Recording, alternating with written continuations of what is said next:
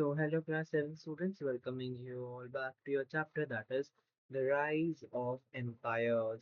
और आज के इस चैप्टर के इस एपिसोड में एपिसोड नंबर 4 होगा आज का। और इस एपिसोड में आज हम करने जा रहे हैं द राइज ऑफ मगधा। ठीक है, तो चलिए शुरू करते हैं इस टॉपिक का शुरू करते हैं। So the period between the 16th and 14th, 6th and 4th century BCE was one of the profound change in the North India.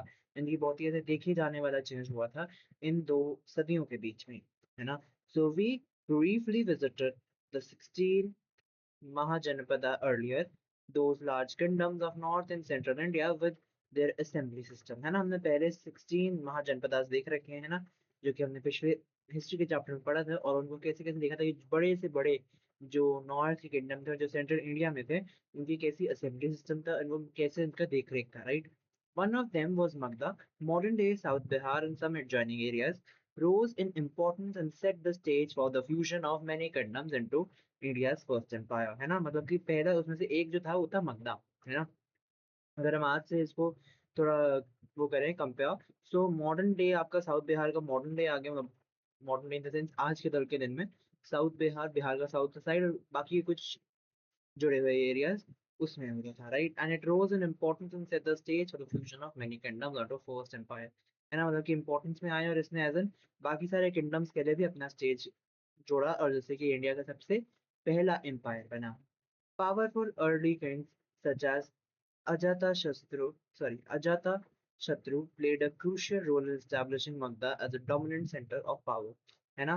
बहुत सारे स्टार्टिंग के जो किंग्स थे बहुत ज्यादा पावरफुल थे, जैसे कि यहाँ पे आपका नाम भी लगा हुआ है अजत शत्रु, जिसने बहुत ही ज्यादा क्रूशियल यानी कि इम्पोर्टेंट रोल अदा किया था मगधा को एज एन एस्टैब्लिश करने में, रखने की उसकी नींव में, as a what, as a dominating centre of power, यानी कि पावर का काइंड ऑफ सेंटर। तो वो उसकी जो स्टार्टिंग है, उसकी जो रूट एस्टैब्लिश करी थी मगधा की, उसके कुछ कुछ जो पहले के किंग्स थे जैसे कि अजाता शत्रु, उन्होंने जैसे लोगों ने इसको स्टार्टअप किया था। ओके, आगे देखते हैं। There is don't miss out two of the most famed religious figures of the world, Siddhartha Gautam, who became known as Buddha, and Vardhamanan, better known as Mahavira, lived in the time of King Ajatashatru, है ना। मतलब कि जो दो आज मतलब as an बहुत ही famous religious figures है ना, जैसे कि सिद्धार्थ गौतम जो कि उस टाइम पे बुद्धा कहते थे, और वर्धमानन जो कि महावीर का उनका नाम था, वो किंग अजातशत्रु के टाइम के लोग हैं, है ना। यानी कि बुद्धा और महावीर वो इस किंग के टाइम के लोग हैं, है ना। These are like the most famed religious figures which we kind of know, है ना, Buddha and Mahavir, right? So you can revisit these teachings, their teachings in your grade 6 textbook जो कि नाम था इंडियाज कल्चरल रूट्स चैप्टर में, आपकी class 6 की book में पढ़ सकते हो, ये चैप्टर है। So if you want to revisit it, you can surely do. Magda was located in resource-rich Ganga plains with a fertile land, abundant forest for timber and elephants, है ना। यानी कि जो मगधा था वो आपका बहुत ही रिसोर्स रिच गंगा के प्लेन्स में था, जिसमें बहुत ही फर्टाइल लैंड था, यानी कि बहुत ही उपजाऊ लैंड था, और फॉरेस्ट बहुत ज्यादा था, abundant फॉरेस्ट था, टिम्बर के लिए भी, लकड़ियों के लिए भी और हाथियों के लिए भी। Also remember how the use of iron transformed other technologies such as agriculture and warfare, है ना। मतलब कि जो ये आप जो आयरन था, है ना, वो आयरन ने कैसे चीजें चेंज करी, राइट। कैसे उसने जो बाकी सारी जो टेक्नोलॉजी है उसको धीरे धीरे चेंज किया, जैसे कि आपका एज एन टेक्नोलॉजी वाइज भी, और बाकी सारे जैसे कि आपका एग्रीकल्चर हो गया, लड़ाई झगड़े वाली चीज हो गई, वैसे काइंड ऑफ बहुत चेंज हुआ, है ना। What by the use of iron, है ना। क्योंकि आयरन के टूल्स वगैरह, आयरन की चीजें वगैरह दोनों काइंड ऑफ जगह पे वॉरफेयर पे as a weapons and everything, and agriculture पे एज अ टूल्स यूज होती थी, right. Iron ore and other minerals from the nearby hilly region proved crucial for the expansion of the kingdom, है ना। मतलब कि जो iron और जो चीजें ऐसे मिनरल्स जो मिलती है ना हमें आसपास के हिली एरिया से, हिली पहाड़ी रीजन से, वो बहुत ही अच्छी और बहुत ही इंपॉर्टेंट साबित हुई। क्यों? क्योंकि उससे आपका जो किंगडम जो पूरी ये सल्तनत से थी, इसका एज एन एक्सपेंशन बहुत अच्छे से हो पाया। Why because of these things, right. The use of iron clothes to till the land increased agricultural produce, and the lighter and the sharper iron weapons strengthen the capabilities of the army, है ना। जो iron ore use करना, जिससे कि जो आपका land है उसके जो एग्रीकल्चर प्रोड्यूस है ना, जो इतना एग्रीकल्चर प्रोड्यूस हो रहा है उसको इंक्रीज करना, उसके लिए हम आयरन फ्लो का यूज करते थे। और भी बहुत सारे एज इन वेट में लाइटर, है ना, बहुत ही शार्पर, जैसे कि आपका काम बहुत ही अच्छे से एफिशिएंट तरीके से हो। इन दो चीजों की वजह से यहाँ पे आयरन वेपन्स यूज करते थे, जैसे कि जो आपकी कैपेबिलिटीज थी ना आर्मी की, वो काइंड ऑफ स्ट्रेंथनिंग हुई, right. So that was one of the main thing जो कि आपका इम्पोर्टेंट चीज है, राइट। तो जो आयरन फ्लो का काम था, जिससे कि आप लैंड को एज इन उसके एग्रीकल्चर प्रोड्यूस को इंक्रीज कर सकते थे, उसके जो शार्पर और लाइटर आयरन वेपन्स थे आपके आर्मी के काम पे बहुत ज्यादा अच्छे आते थे, right.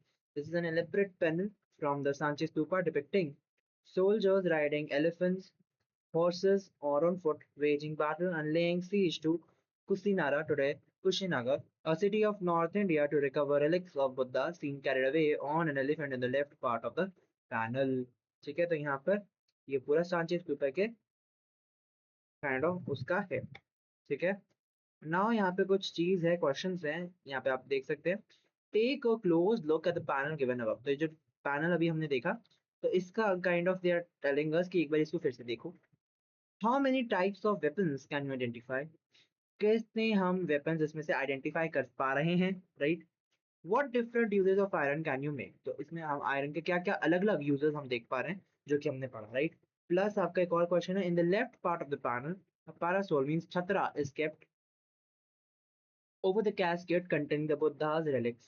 Why do you think this was as well done? तो मतलब कि ये भी क्यों हुआ था, प्लस आपका आपको आयरन का यूज कहाँ पे काइंड ऑफ मिल रहा है।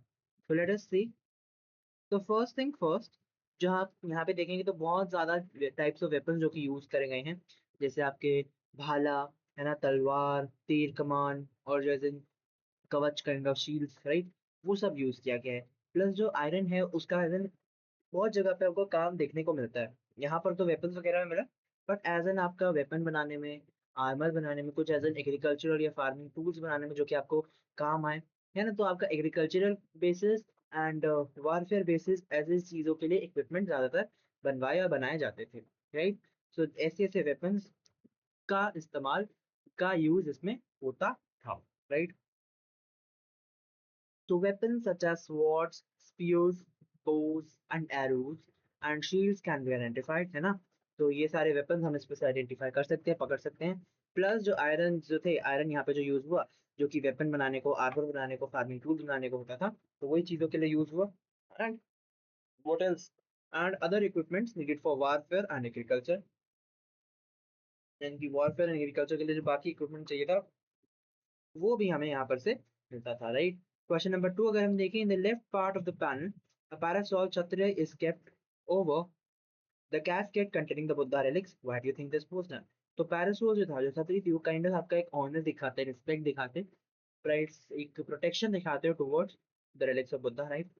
क्योंकि आपका जो बुद्धा की रिलिक्स थी, बुद्धा की जो चीज, उसका एज एन सेक्रेडनेस दिखाने के लिए, कि आपकी उसमें क्या मान्यता है, क्या उससे इज्जत आप उसको दे रहे हो, वो आपका सबको दिखा रहे हैं।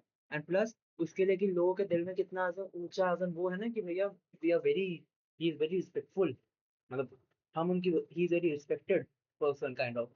तो उनके दिल में जो असल जगह है, वो काइंड ऑफ शोकेस करने के लिए, वो काइंड ऑफ रिफ्लेक्ट करने के लिए वो है, तो राइट। तो वही यहाँ पे लिखा हुआ था, the पैरासॉल was a symbol of honor, protection, and respect. It showed the sacredness of the Buddha's relics and reflected the high regard people had for him. Alright, आगे बढ़ते हैं। The production of surplus food grains allowed more people to focus on arts and crafts, which were in the demand inside and outside of the empire borders, है ना। तो जो production था surplus food grain का, वो क्या allow करते थे, वो अलाउ करते था कि ये सारे जो लोग हैं वो आर्ट एंड क्राफ्ट में ज्यादातर फोकस करें, और जिससे कि जो भी आपकी डिमांड है लोगों की एज एन एम्पायर बाउंड्री से अंदर में और बाहर में, वो उन लोगों की पूरी हो as an arts and craft के काइंड ऑफ उसमें भी, right.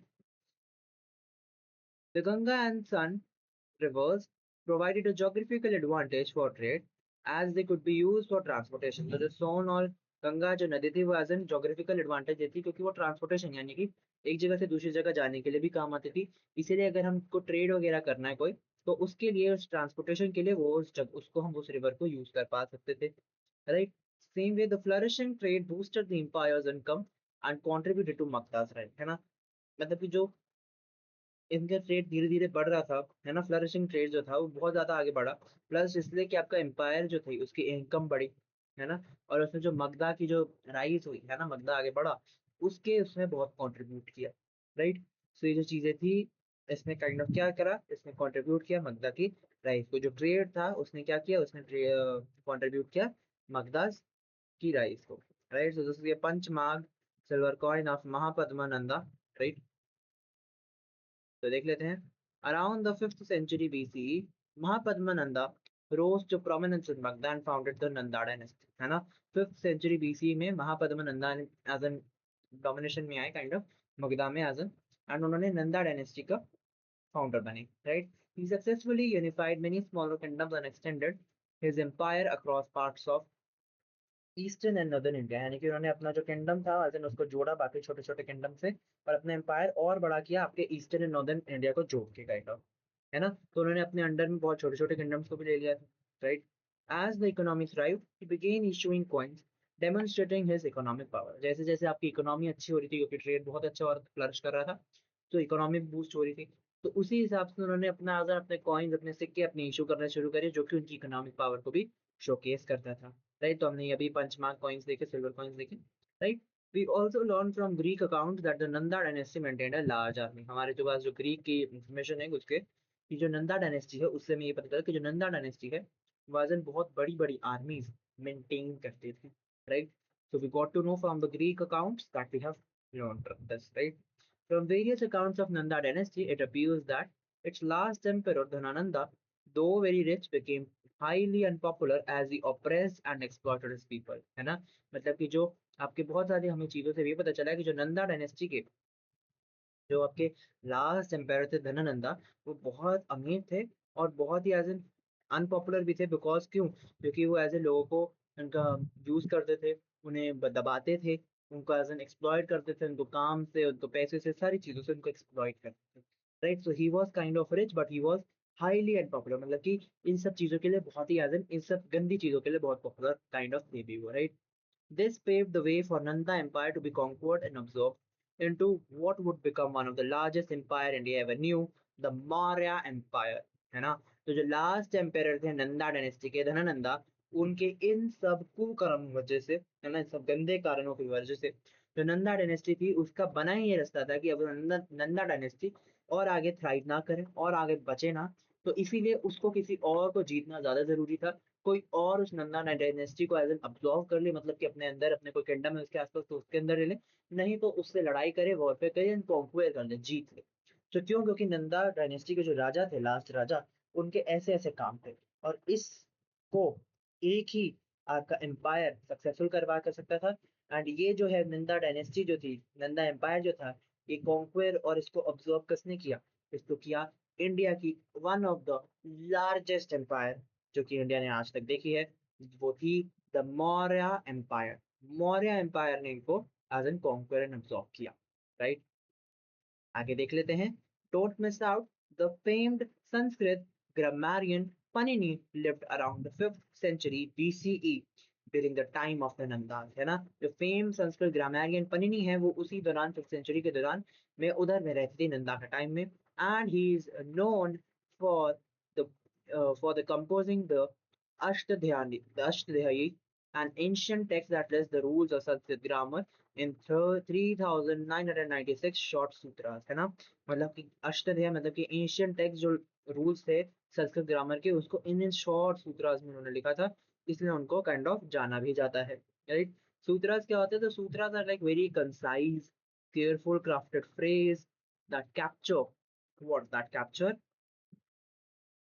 that capture knowledge and important ideas, right, in a way that is easy to remember, है ना। मतलब कि सूत्र ऐसे बहुत ही छोटा वे हो गया जिससे कि आपकी पूरी जो फ्रेजेस थी, जो नॉलेज और इंपॉर्टेंट आइडियाज थे, उनको काइंड ऑफ छोटे वे में रखा के दिखाती जिससे कि आप उसको एज एन इजी फॉर्म में याद कर सकें। तो राइट, तो ही डिड दैट। ये आपका एक इंडियन पोस्ट स्टैम्प है जो कि एज इन पनिनी जी के ऊपर बना है, राइट। तो that's it for today. Arrival of the Greeks अब अपने नेक्स्ट एपिसोड में करेंगे। For today, this much only. We'll meet you all with the very next episode in our next class. तब तक के लिए बने रहिएगा and we'll meet you all in the next episode. Bye bye.